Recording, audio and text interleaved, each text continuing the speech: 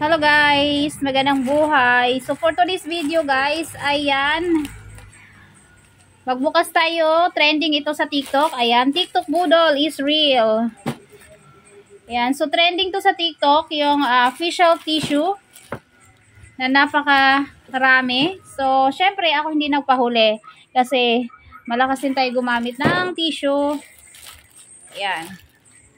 Subuksan natin. Kaso nga lang, yung kanyang packaging ay napunit na siya. Siguro, pero okay lang yan. Kasi hindi naman napunit na, siguro sumabit lang or whatever. Subuksan natin. Trending to sa TikTok eh. Kasi mura nga lang siya. Ayan, green leaf facial tissue. Ayan. So, dalawang bundle yung binili ko. So, eto, kakahalaga ng 76 pesos lang. Yan, o diba? Yan siya, o.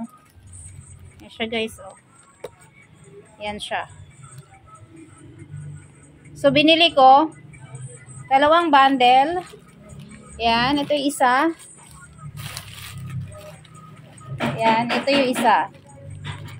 So, yan ang nabili ko sa TikTok for 152 pesos. Dalawa ng ganito. Yung binibili nating tissue sa ay 100 plus na isang bundle. Ayan. So, ito, nakamura na siya. Trending kasi ito sa TikTok. O, syempre, hindi ako nagpahuli. Char.